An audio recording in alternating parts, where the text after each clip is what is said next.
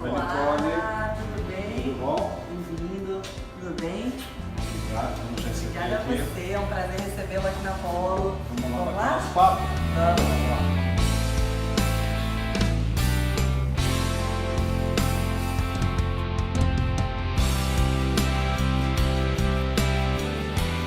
Bom, pessoal, estamos aqui com a Polo Capital, com a Nicole. Vamos bater esse papo aqui, ter essa conversa para apresentar a casa para os nossos investidores, em especial para os clientes da Way. E é um prazer a gente estar aqui com vocês. Conta um pouquinho da história da Polo para a gente, depois a gente vai falar um pouco de produto, um pouco de performance. Conta para a gente, como é que é a Polo, Nicole? Bom, prazer recebê-lo aqui na nossa casa, na Polo. Me apresentando, eu sou responsável pela área de relação com investidores, a sócia que toca essa área. A Polo ela é uma gestora bastante tradicional, a nossa sede é no Rio de Janeiro e ela tem mais de 16 anos de histórico, né?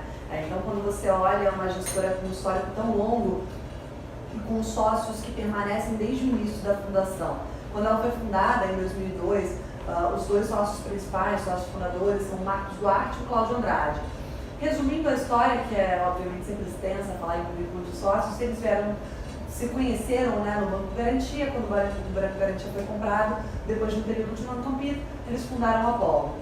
A Polo, ela começou com o primeiro fundo na estratégia long short, em 2003 foi o primeiro fundo, e em 2004 veio o Polo Norte, também na estratégia long short, e logo depois, na sequência, a Polo foi se desenvolvendo em diversas outras áreas de atuação. Hoje a Polo tem 4 grandes estratégias. A estratégia de bolsa, né, com os fundos long short, e o fundo, nosso fundo Low Bias, que é um fundo mais recente, mas a gente criou ele em outubro do ano de 2017. A gente também tem um fundo macro e, obviamente, para capturar todas as oportunidades de renda fixa, seja moeda, juro, câmbio, índice e outras. E na área de crédito, a gente tem alguns fundos, sendo que o primeiro fundo, que é um fundo de crédito estruturado, que hoje é um fundo para investidores em específico, é um fundo exclusivo, tá? São diversos fundos exclusivos que não estão disponíveis na plataforma por questões de resgate, tá? Ele foi fundado em 2005 e aí logo depois a gente criou alguns outros fundos mais líquidos, e aí a gente conseguiu colocar isso acessível para o investidor final, pessoa física, né? Dando um prazo de resgate muito mais palatável. E aí deu origem ao Polo High Yield em 2016, em março de 2016, o Polo High Yield. E um fundo mais recente, nosso novo filho, em outubro do ano passado, a gente criou o nosso Polo Crédito Corporativo. Vamos pegar um pouquinho da estratégia de cada fundo. Claro. A gente tem uma parceria também para a área de clientes institucionais, a gente está começando a trabalhar. A Polo é uma casa, assim, que uma das principais características que chama a atenção é que ela é descorrelacionada. Todos os produtos, não é uma casa que a gente pode dizer que não é mais do mesmo, né? Exatamente. Ela tem uma pegada diferente, tem uma estratégia diferente, um jeito de ser diferente, né? Então, assim, o Polo Norte, infelizmente, fechou, né, recentemente, né, para captação, capacity, né? Exato. Atingiu 500 milhões, é isso? Sim, fechou com um pouquinho mais, mas é isso. E é um fundo que tem um histórico de rentabilidade aí desde o início, 2004. Em 2004 foi o histórico. 185% do CDI e nos últimos 12 meses 300% do CDI. Fala um pouquinho dele para a gente, Claro. a estratégia. Bom, a estratégia long short, né, e o Polo Norte em específico, que eu comentei que foi como a Polo foi fundada, se baseia em risco específico. E o que é isso? A gente vai apostar em um evento que seja o trigger que vai fazer a diferença de preço entre duas ações. Eu vou comprar uma ação do mesmo setor e vender uma outra ação do mesmo setor. Dessa maneira eu vou tentar minimizar os riscos setoriais e os riscos de mercado. E se esse evento que eu estou apostando se materializar, obviamente essa empresa vai subir mais do que essa. Tá? Isso então é o que a gente chama de risco específico para o nosso fundo long short. É um fundo alavancado, é um fundo que roda aí com 2 vezes a alavancagem, e é um fundo que tem uma volatilidade alta, um fundo que tem uma volatilidade histórica na casa dos 8%, tá? A gente investe, apesar de ser um fundo multimercado, acho que isso é importante frisar, para a pessoa física é um grande diferencial, ele tem uma tributação de fundo de ações, porque o nosso DNA, o que a gente faz dentro do fundo, são pares de ações dentro do mesmo setor, long short. Mas por isso, por eu ter pares de ações dentro do mesmo setor, eu consigo minimizar o risco de mercado, como eu já pontuei, e assim você diminui muito a correlação com a bolsa. Então, se a bolsa cair ou se a bolsa subir, teoricamente o fundo ele estaria aí passando despercebido por isso, ele não teria uma correlação com o índice, tá? Isso é interessante em termos de composição da carteira, muito interessante, né? Porque você tem um fundo de ações que está lá, tem uma correlação muito grande com o índice.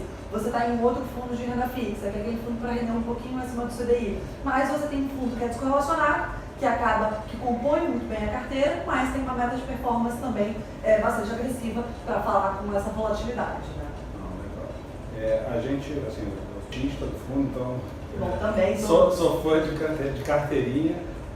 São, em média, 50 pares de ações que vocês trabalham, né, na posição. Sim, é um fundo que é bastante pulverizado. É bem pulverizado. E isso que você falou de descorrelacionado da bolsa, na verdade, usar ações é pura verdade, porque tem dia que a bolsa cai. No 0,5%, o fundo sobe 0,2%. Por exemplo, isso recentemente aconteceu. E é um fundo assim, super recomendado por nós, pelo que fechou. A questão do capacity, né, como é um fundo long short, o mercado short no Brasil, né, short, só para deixar claro, é quando você fica vendido em uma ação, tá?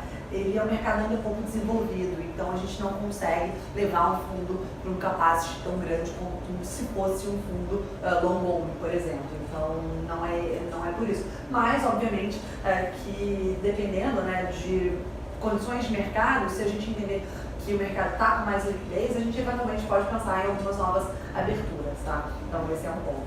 E uma coisa importante também é que, assim, a maioria dos economistas e das casas de gestão, dos bancos, há meio que um consenso que o cenário é muito mais favorável para o Brasil do que para o mercado internacional. Então você tendo uma casa como a Apollo, que é especialista, tem uma expertise elevada em gerar alfa para as carteiras, no fundo de equities Brasil, isso é um diferencial absurdo, mesmo que para bater o CDI. Acho que essa é uma grande pegada e é o que a gente está apostando bastante, né? O long base também 630 do CDI desde o início, 420 do CDI no ano, brilhando. Uma estratégia um pouco diferente, né? Sim, é uma estratégia diferente, mas que é complementar a estratégia long short, né? Na verdade, o time é o mesmo quando você olha, né? Eu acho que isso é importante frisar também. O fundo, o Polo Norte e o fundo, o Polo Long Bias, eles têm a mesma equipe. E essa equipe é uma equipe que trabalha junto, quando você pega 90% do risco do fundo, trabalha junto desde 2006. Ou seja, você tem aí mais de 12 anos. Você vê isso no mercado, tendo passado por diversos ciclos, né? Crise de 2008, diversos tipos de momentos de mercado que isso acaba sendo muito importante. E além disso, como os gestores se conhecem muito, você acaba tendo uma facilidade para ter uma decisão de consenso. Então as trocas de conversa, né, as discussões, elas são muito fluídas e elas são muito construtivas, né? Porque se você é dono de uma posição, normalmente você tem um viés de carregar mais tempo aquela posição. E aí, quando você tem um outro gestor que conhece aquele par, obviamente, porque acompanha, e acaba argumentando com você, fica muito mais, você consegue mudar um pouco de opinião. Às vezes você está pensando por um lado e não é por aquele caminho, né? O long bias, só para o investidor ficar sabendo, ele é um fundo de ações, só que dá muito mais liberdade ao gestor em termos de ficar comprado ou vem posicionado em ações ou não, né? Exatamente. A gente criou o long bias porque você tinha diversas ideias dentro do nosso fundo Polo Norte que a gente gostava da ação, mas não encontrava um short específico. Então, tentar minimizar o risco setorial que eu comentei, a gente não conseguia fazer isso. Então, ou a gente fazia uma operação muito pequenininha no fundo e ajustava contra o índice, por exemplo, ou então a gente deixava de fora. E como um momento positivo de Brasil, obviamente isso também ajuda, a gente entendeu que fazia muito sentido criar o fundo. Então a gente criou o fundo em outubro de 2017, O fundo é um fundo mais concentrado em termos de número de ideias, que você comentou do Polo Norte, a gente roda aí em torno de 20 ideias, lembrando que cada ideia não é necessariamente uma ação, eu posso ter 2 ou mais ações dentro de uma ideia, tá? Porque você tem ou uma operação de valor relativo, long e short, ou você tem uma operação de valor absoluto, tá? Então o long bias, ele foi criado para capturar essas ideias e, obviamente, um momento positivo de mercado, como eu já comentei. O fundo, ele tem uma flexibilidade de decidir qual o momento correto para ele estar comprado e quanto ele vai estar comprado. E isso que eu acho que é o barato do produto, né? Porque quando o gestor tem essa flexibilidade e consegue usar o cenário macro como input para ajustar a exposição líquida, né? Para ele decidir, estou mais otimista com o Brasil, vou ficar comprado, estou mais pessimista, vou ficar mais neutro, é muito interessante. E aí, é diferente do FIA, né? Exato, diferente do FIA. 67% comprado no mínimo. Se você tiver, por exemplo, se a gente pega um long only, né? Que não é o caso, tá? A gente não faz fundo long only. Se a bolsa cai, a correlação, como é muito grande, o fundo deveria cair. No nosso caso do long bias, o exemplo de maio do ano passado, né, quando a gente teve a greve dos caminhoneiros. No final de semana que faltou gasolina nos postos, o gestor, o time, né, todo ficou bastante receoso de como isso impactaria a atividade econômica e decidiu na segunda-feira reduzir a exposição líquida. A gente chegou a estar com uma exposição líquida ajustada por beta de 0 quase. Então quando você olha, virou um long short. E a gente conseguiu se proteger muito, perdeu só 37 bips no mês de maio do ano passado, né, de 2018. Então isso é bastante interessante a gente ter esse mecanismo de proteção quando a gente entende que o cenário não está tão favorável. E dá muita agilidade para o gestor, né? Ainda mais o time que tem esse entrosamento que você comentou, a decisão é mais rápida ainda, né? Com certeza. Legal. O outro produto é o macro. Sim. Rendeu um pouquinho em janeiro, né? Esse ano não dá nem para falar. Quase nada, um pouquinho mais do que 8% no meio. Pois é. E ele também é um fundo global, né? Exato. É descorrelacionado, foge da mesma índice de juros Brasil e moedas, né? O que eu acho bem interessante do Polo Macro, que é uma outra estratégia, tá? É um outro time que toca, é realmente essa questão da descorrelação, né? Não é que a gente vai tentar sempre ser diferente da indústria, mas o que a gente busca é algum nicho de mercado que seja pouco explorado. Se você se lembra do final de 2017, tinham diversos gestores que falavam de bolsa 120 mil pontos, tinha gestor que falava de bolsa 160 mil pontos. Quando a gente olhava para aquilo e a composição do índice, né, você pega a carteira, as ações que compõem o índice Bovespa, e você tem, na grosso modo, resumindo, tá, 1/3 que é bancos, 1/3 que é commodities, 1/3 que é o resto, consumo, real estate, energia e outras. Quando você olhava aquilo no final de 2017, você tinha bancos que num cenário de juro mais baixo tende a ter um ROE, um Return on Equity mais baixo, tá? Você pega commodities, independe de Brasil, então o cenário positivo para o Brasil com recuperação de atividade econômica deveria impactar somente 1/3 do índice. Então a gente achava que não fazia sentido eu estar comprado no índice, que tinham outros cavalos, que a gente chama, melhores para serem capturados, né?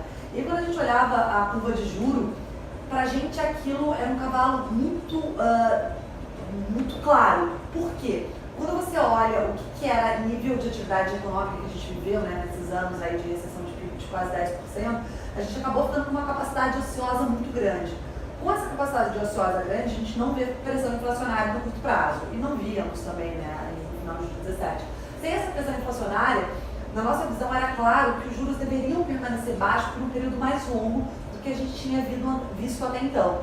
Então, dito isso, era uma aposta para a gente muito evidente ficar aplicado nos vértices intermediários da curva de juros, tá? Então a gente fez isso, acabou tendo um resultado super interessante, né, no ano passado, enquanto muita gente da indústria estava em outros tipos de cavalos. Mas um outro ponto que você comentou também, que é muito importante, né, é que o fundo é um fundo global. Então, historicamente, cerca de 50% do risco é risco Brasil e 50% do risco é lá fora. A gente opera desde China até Europa do Leste, Estados Unidos e diversos outros mercados, tá? Então, isso também é bastante interessante e acaba descorrelacionando com alguns outros fundos. E ele se apropria também um pouco das estratégias do Polo Norte? Sim, exatamente. A gente tem dentro do Polo Macro 20% do risco do fundo é um book long short. Isso acaba ajudando ainda mais a você gerar essa descorrelação. Não é um espelho do Polo Norte, tá? São ações com crivo macro e como você tem o valor relativo, novamente ressalto, você acaba minimizando em muito o risco setorial. Então você está apostando naquele risco específico que acaba sendo o DNA, né, da casa.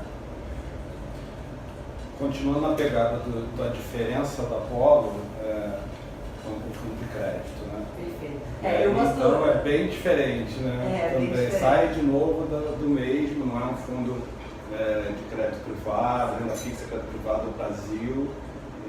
Vocês atuam no mercado internacional e isso traz um horizonte enorme de oportunidades. Com certeza. A Polo, eu gosto de ver a Polo como duas gestoras em uma, né? Você tem duas áreas que são muito segregadas, você tem cada sócio fundador, e aí depois eu vou mostrar o cronograma, se você quiser disponibilizar aí para os nossos clientes. Uma estrutura muito bem definida, né? Você tem o Cláudio Andrade, que está nesse chapéu das estruturas que eu comentei há pouco, né? Que a gente chama de estratégias líquidas, né? Que é a Bolsa e Macro. E aqui na parte de crédito você tem o Marcos Duarte, cada um na sua área de expertise, mas você acaba dando muita troca de informação entre as duas, né? O que é super válido e acaba tendo uma sinergia muito grande, tá? Então, falando de crédito em específico, como eu comentei lá no início, a Polo faz crédito há muito tempo, desde 2005, mas o Polo High Yield, que é esse fundo que você comentou, que faz coisa lá fora também, a gente decidiu criar ele no início de 2016, em março de 2016, por uma questão de conjuntura de momento, né? O que aconteceu no final de 2015 foi que com a reeleição de Dilma e o downgrade do Brasil, o CDS nas alturas e todo o caos político e econômico que a gente estava vivendo, os bonds, que são títulos de dívida emitidos por companhias de qualquer país, tá? Mas aqui em específico eu estou falando do Brasil, que são negociados lá fora, tá? Estou falando de Eurobonds aqui, que negociam nos Estados Unidos. E com isso, como você tinha um Brasil caótico, os investidores estrangeiros fugiram do país. Quando eles fogem do país, o preço dos ativos, que era X, caiu. Tá? E com isso, a gente olhava ali nomes que negociavam, trazendo para real, fazendo hedge, olhando a taxa de juros que ele pagava. Por exemplo, Caixa Econômica Federal a 2 vezes o CDI.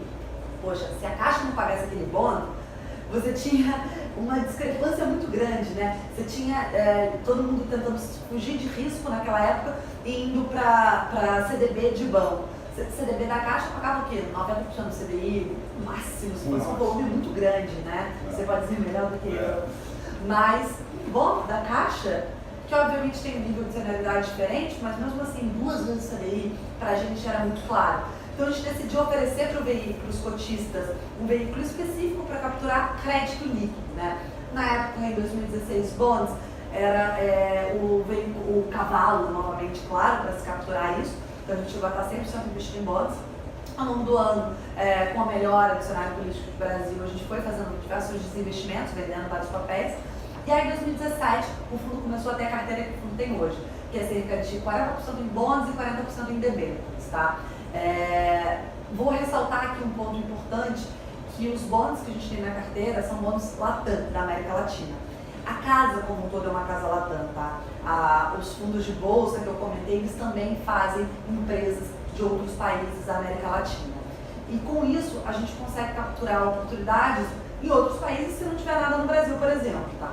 E aí você pega 2017 foi um exemplo bom disso. Os papéis onde a gente mais ganhou dinheiro foram no México, que acabaram com a eleição do Trump nos Estados Unidos no final de 2016. O mercado ficou muito volátil, o mercado mexicano, né, com todo o discurso do Trump e como isso impactaria o México. Então a gente conseguiu fazer alguns bons investimentos a preços que a gente jogava muito baratos na época e ganhamos muito dinheiro também no México. No Chile a gente conseguiu também uma emissão específica de um bond de uma companhia chamada Enjoy, que a gente ganhou muito dinheiro. E outros, até maio, falando novamente dos nossos maios, né? Maio de 17, com o evento Temer, a gente ganhou muito dinheiro também com o bond de Eldorado, que era um bond, que é uma companhia do grupo JBS, né, na época, e quando você olhava, o mercado tinha panicado no JBS, o preço do bond caiu, mas a gente via muito valor daquela companhia. E aí logo depois foi anunciada uma potencial venda, o bond subiu, a gente vendeu e conseguiu ganhar muito dinheiro. Então o fundo tem muito disso, tem muito de trading, do preço dos bonds, né? Mas tem papéis que a gente está ali para carregar até o vencimento, porque a taxa de juros a gente considera que é uma taxa de juros muito boa, tá? E aí, o que aconteceu no ano passado, acho que é uma pergunta que muita gente vê, né, olhando a performance histórica do fundo. Ano passado, o fundo rendeu um pouquinho acima do CDI, 105%, 104% do CDI, mas a gente acha isso uma performance excelente. Por quê? O mercado de renda fixa internacional foi um mercado muito difícil no ano passado. Você pega, mas por que ele foi tão difícil? Você pega o movimento que o Fed fez nos Estados Unidos de abertura de curva de juros americana, isso impactou diretamente os países emergentes, porque você teve um sell-off grande e quando você tem uma venda muito grande de ativos, obviamente o ativo vai cair, né, o preço. Então com isso a gente perdeu dinheiro, por exemplo, no modo perpétuo de Itaú. Você não teve uma piora do risco de crédito de Itaú, tá? Não foi isso. Mas como você tinha, os investidores venderam para migrar para o safe haven, né, que é o Treasury, acabou que perdeu, aí a gente perdeu um pouco de dinheiro, mas conseguimos recuperar e esse ano o fundo também está indo super. Janeiro agora foi super ao contrário. Sim, exatamente. Isso é importante porque assim, nós temos clientes que alocam direto lá fora, sim, em bonds perpétuos de Itaú, por exemplo, foi sofrido ano passado, como você comentou. Só que para o pequeno investidor, pequeno e médio investidor, utilizar um veículo desse, além de ser uma proteção enorme pela diversificação da carteira, ele consegue acessar esse tipo de produto, coisa que para ele acessar lá fora diretamente, a gente está falando no mínimo $100 mil, o cara está começando a alocar num título desse de forma direta no mercado internacional. Então é um caminho super diferente, super fácil do cara. Qual o mínimo de alocação no raio de 5 mil por 5 mil reais, exato, né? E na plataforma da XP, o cliente tem acesso a um tipo de produto que levaria ao mercado internacional onde ele dificilmente teria acesso e expertise para estar trabalhando lá. E você tem, acho que é um ponto muito interessante, né, quando você pega, você tem o mesmo emissor, não vou citar nomes aqui, mas enfim, você tem o mesmo emissor que acabou de sair uma emissão de uma debênture. Essa debênture saiu alguma coisa 106, um pouquinho a mais do CDI. O bond dessa companhia lá fora, fazendo swap para real, né, ou seja, o hedge sem o risco cambial, paga como quase 160, 150 do CDI. Então você tem uma diferença de taxa muito grande pelo mesmo emissor e mais justamente porque você está negociando um mercado diferente, né? Então você consegue capturar isso muito bem, a gente acha bem interessante. Os spreads aqui fecharam muito, né? Fecharam muito, a gente está até assim, olhando para o cenário de renda fixa de crédito privado local, a gente está até bastante cauteloso, né? Porque você pega algumas emissões que tiveram, na nossa opinião, vieram a taxas muito fechadas, porque você está com uma demanda gigantesca. E eu acho muito interessante isso, o investidor final ter acesso a emissões de debêntures e companhias que não tinha acesso antes, né, de advento de XP, que fez um trabalho excelente e com o intermédio de vocês, né, dos assessores no mercado, mas quando você olha o trabalho do gestor, né, o trabalho do gestor é justamente fazer uma análise de crédito detalhada, entender se aquela taxa faz sentido para aquele risco, né. Então quando você olha o raio, a parcela dele que é de debênture, né, falando só de mercado local, e você olha o nosso novo fundo também, o Polo Crédito Corporativo Renda Fixa, que tem uma meta de performance mais baixa, obviamente, do que o Polo Raio, mas é um fundo também que é um fundo que não é para ter volatilidade como o Polo Raio tem, né? Porque o mercado de bonds é um mercado que tem muito mais liquidez do que o mercado de debêntures, então imprime uma certa volatilidade. E aí já falando do Polo Crédito Corporativo, e acho que se mistura um pouco com a parte de debêntures do Polo Raio, você tem diversos emissores ali que são emissões de debêntures que ficam fora do público em geral, grandes emissões pequenas, companhias que muitas vezes são companhias que na visão do mercado em geral são companhias alavancadas, né, mas que conseguem ter uma taxa muito gorda, a gente está falando de emissões CDI mais 6, CDI mais 5, e aí quando o investidor tradicional olha e fala, caramba, tá pagando tão caro, deve ser muito arriscado. Tá quebrado. Muitas vezes é uma companhia alavancada, já está disposto a pagar esse nível de preço, obviamente, mas quando você olha a estrutura da operação, é uma estrutura muito robusta e que nos dá conforto para Exatamente. Eu acho que são 3 principais pontos que a gente olha, né? Primeiro, análise de crédito da companhia. A companhia tem uma receita estável, o quão factível é eu projetar essa receita para o duration, né, para o prazo que eu tenho nessa operação. Estou confortável de que essa companhia não vai quebrar aí nesse prazo que eu vou ter a operação? Estou confortável. Segundo ponto, as garantias. O que eu tenho de garantia para essa operação? Se esse meu cenário de análise de crédito não for realizado, como eu posso estar protegido? Eu tenho alguma garantia real que eu possa executar caso essa empresa não pague? Eu tenho algum terreno, eu tenho alguma frota, o que eu tenho para executar? E o terceiro passo que a gente sempre busca, né, é como isso está estruturado. Porque com toda a nossa expertise de crédito e estruturação, né, a gente tem diversos outros produtos de crédito que infelizmente não estão disponíveis para a plataforma, mas que dão para a gente uma capacidade analítica muito grande, para a gente ver o que a gente já viveu até hoje. Literalmente, eu digo com propriedade, que eu fazia parte do time de crédito, uma vírgula no contrato faz a diferença na hora de você executar. Então, a estruturação do produto como um todo, né, como as garantias estão ali, como é o prospecto da debênture, como que é a escritura de edição, são muito importantes também, tá? Só voltando no high yield, a gente não falou, eu acho, é importante que o investidor saiba que é um fundo de crédito de renda fixa, de crédito privado, mas que tem vol, né? Exato. Não é o renda fixa, crédito privado aqui que vai oscilar entre 100% e 110% de CDI. Para isso a gente tem o polo crédito corporativo, né? Então eu acho que o polo crédito corporativo está aqui no nível de risco-retorno, já o polo high yield está aqui no nível de risco-retorno, né? E não é muito comum para o mercado brasileiro ter um fundo de crédito com volatilidade, né? Exatamente. Que é o polo high yield, mas a gente só tem a volatilidade lá de fora. Exato, exatamente. E ele tem 240 de CDI desde o início. Exatamente. E 140 de CDI nos últimos 12 meses. Né? Então, exatamente. Assim, busca um retorno maior, está entregando um retorno maior, mas tem vol aí no meio do caminho, eventualmente tem cota negativa e o investidor tem que estar consciente disso. Né? Com certeza. Metade da mesa aqui para lá é a parte de crédito, não é isso? Aqui no meio multimercado, na parte de cá é o pessoal de bolsa, né? Exato. E aí a gente tem um andar também lá embaixo, nosso outro andar fica o nosso time de suporte, nosso time de back-office, contabilidade, etc. Né? A Polo como um todo, a gente tem 47 pessoas hoje e um time bastante robusto e, como eu comentei, né, que trabalha junto há bastante tempo, que eu acho que é um grande diferencial. Joia, Nicole, cara, muito obrigado. Acho que a conversa foi ótima. De novo, a gente está aqui fazendo esse caminho das gestoras para levar informação, para que o investidor saiba, conheça um pouco mais de quem realmente cuida do dinheiro dele. A gente recomenda, mas quem cuida são vocês. E o nosso trabalho é esse, estar aqui com vocês. Isso aqui que a gente fez é um bate-papo nosso mensal, a gente está sempre aqui, discute com mais profundidade um pouco de posição, né? Mas a nossa conversa, tanto que quando a gente senta para falar assim, vamos fazer um programa, tal, vamos gravar o quê? Vamos gravar o nosso trabalho, né? Vamos conversar e vamos botar para todo mundo ver como é que é isso, conhecer um pouco mais a casa, conhecer os produtos.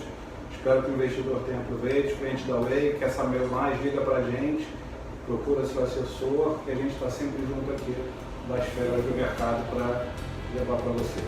Obrigado. Muito obrigada a vocês também, os clientes, pela confiança e ao Way pela parceria de sempre. Obrigada.